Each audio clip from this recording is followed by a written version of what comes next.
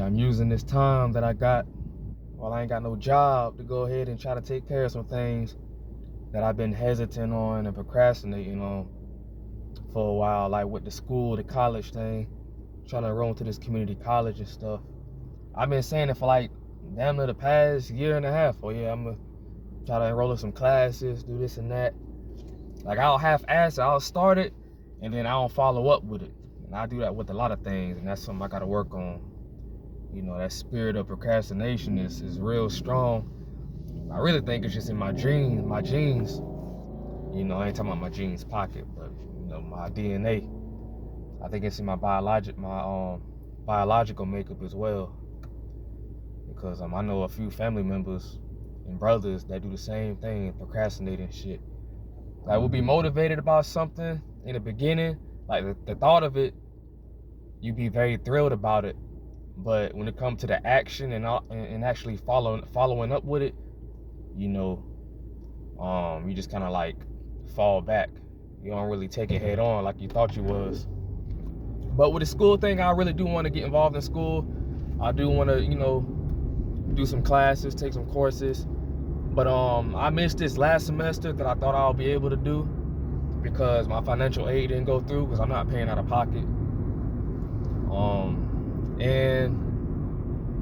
So I had to, I just left the school now, and I had to speak to a financial aid advisor about some things or whatever. So I got to redo my FAFSA form tonight so I could be able to make it in time for the fast track. The fast track is pretty much the 8 weeks courses. They kind of like shove the classes within 8 weeks, so it's very fast paced. So I'm only gonna do like 2 classes for the fast track. I haven't taken a college semester in almost 10 years, man, since I was 18. Like, it's crazy how time flies. And am I passionate about school? Would I like die to go to school? Nah, man, I'm not gonna lie to you. I just kind of got motivated through a friend or whatever, because, her career that she does and stuff, and, and I just kind of like, what? I feel like I need to level up myself, man. I need to try to elevate in life as well. And I know academics could really help with that. And then at the same time, too, I'm tired of working these little rinka-dink ass jobs, these damn industrial warehouse jobs and shit. Like, I know I got so much more potential than just to settle for that shit, man. It's just with that, them jobs are easy to get. A lot of the times, they don't require too much mental effort, and some do. But I think sometimes, man, I just procrastinate sometimes. I'm just being lazy. And I just gotta tighten up, man. Like, and with me, a lot of the times growing up, cause my mom was very strict about school and shit back then. To where, like, when she could log into the parent portal, she could check on, the kids' grades and shit like that. She stayed on top of us back then. So, of course, back then, if I was to fall off or to start fucking up, she would get on my ass about that shit. Like, oh, you know what I'm saying? While I logged in the parent portal, it says you got a 0 on this assignment. You didn't turn it in. What happened? This and that. So I was able to I had some kind of guidance. Whether I liked it or not, I was being monitored. Now, when you're like 18 and up, you kind of out the house making your own decisions and stuff. You don't have somebody standing over you all the time, like your parents probably did. So that's something I had to work on, is having a discipline to do stuff myself and not have it being told. So like even now with the school thing, like I do it, I'll sign up and stuff or whatever, then I just don't follow through with it. Like I said, it's just like, with me sometimes I gotta have somebody to constantly tell me like, oh, hey, did you check up on this? Did you go by the school? Did you know what I'm saying? And I shouldn't have to have that. Like, that's childish shit. But I can admit, sometimes I do need that sometimes. My self-motivation just ain't enough sometimes. Like, and then like I said in my other video, it just depends on how interested you are into something. If you're not passionate about it, you're not gonna really make the effort. You're not gonna put the effort into it like that. It really boils down to your passion. if I was just super passionate about something, oh yeah, I'm gonna get it done. I'm gonna do it. I'm gonna find a way to make it happen. If I'm just kind of like, yeah, I kind of want to do it, because I know it's right, this and that. Sometimes, man, I just kind of need a little more discipline to make it happen, man. So I can admit, man, I do procrastinate a lot of times. I do hesitate a lot of times or whatever, So I stopped by the school, man, and I said, why not, man? I ain't got work today. I might not have work for the next few days or next week or whatever. So I might as well go ahead and knock out some of the things that I've been procrastinating on, get it out the way. Do what I can while I can. And that's something my granddad always said. Do what you can while you can. Because you never know, man. Time is very valuable. And you got to make great use of the time you got. You don't want to keep pushing things off.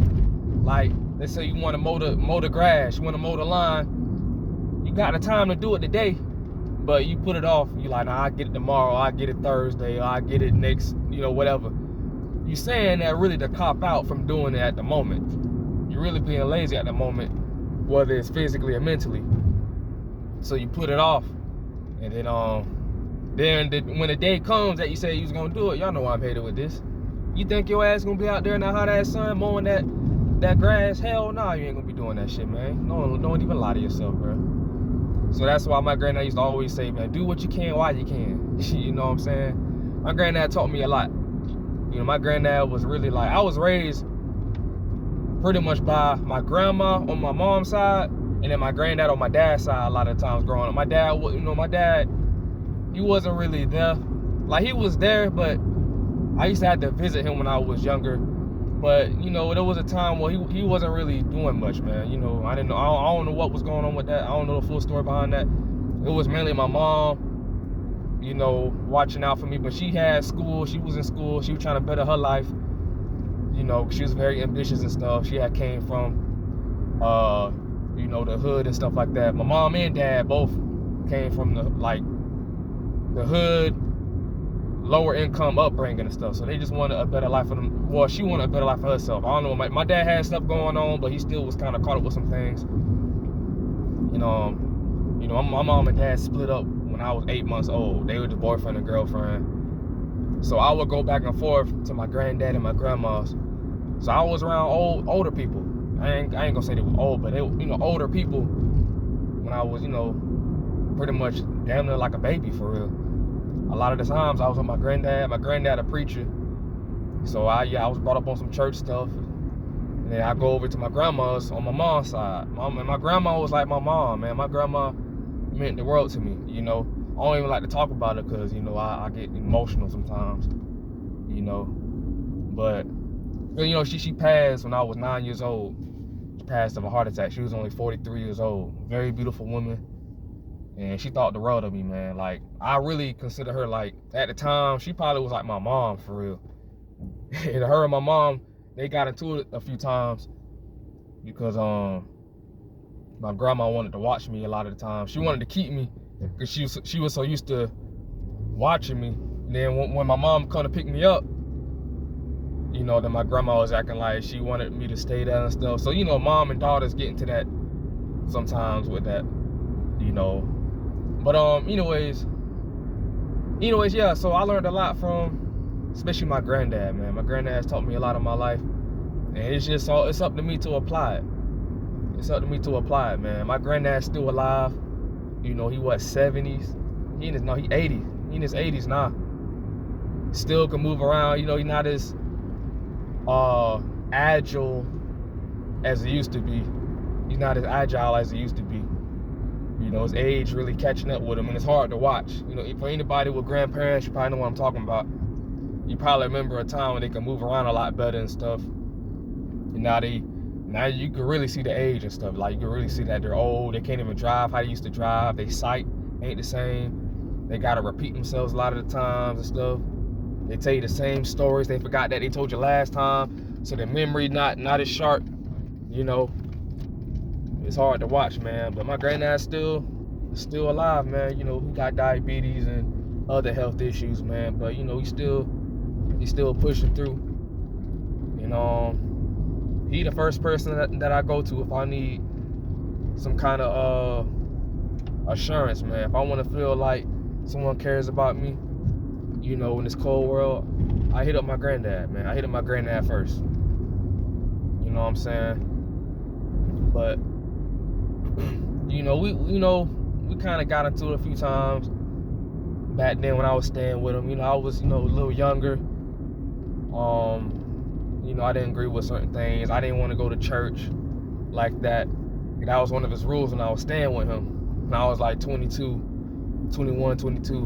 We gotta come to church, this and that, if you're gonna be under this roof.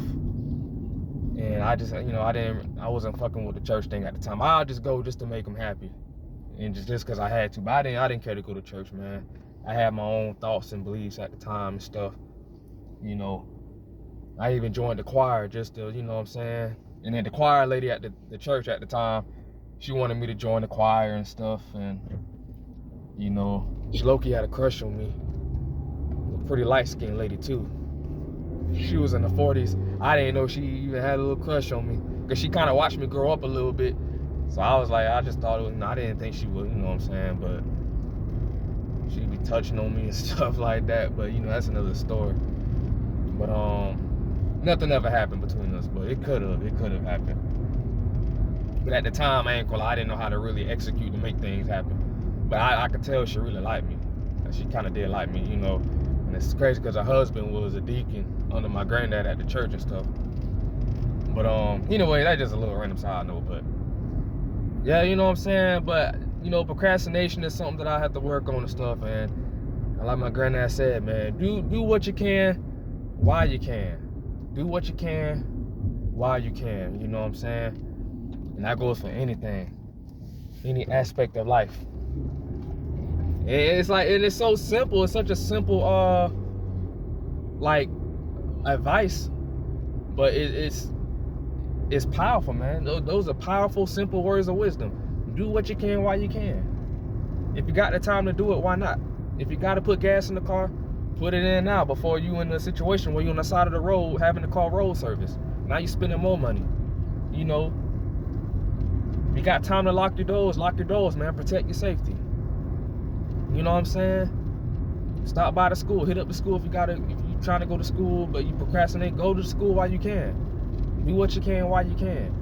You know what I'm saying? Tell somebody that you love them. Tell a loved one, a relative that you love them while you can. Because you for damn sure don't want to be in a situation where you didn't get a chance to tell them that you love them. And now they're gone. Now you gotta live with that regret forever.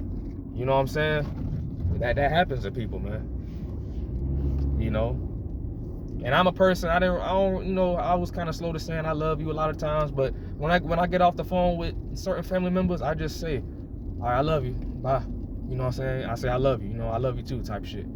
I just taught myself just to say it, man. You never know. It could be your last time telling that person you love them. But yeah, man, I'm back at the house, you know, up at the gate or whatever. But yeah, I just thought I'd just relay this message to y'all, man. I know some of y'all like listening to me and stuff. But you know, and I'm telling y'all real life shit, man. Like, these are real thoughts and real behaviors that motherfucker got to deal with. And I'm not perfect. And I'm not coming on here acting like I'm just, you know, an angel or anything. Nigga, my head be fucked up a lot of the times. I got flaws and shit. And I know telling people about certain things will help them with the things that they need help with. You know, but first thing, you know, most of all, you got to be honest with yourself so you can go about addressing the things that you need to work on. If you can't be honest with yourself and say you got a problem and a flaw in the first place, then how the hell you gonna go about fixing the shit? You know? So I hope, you know, I can motivate people to be honest with themselves and shit. But yeah, man, do what you can while you can, man.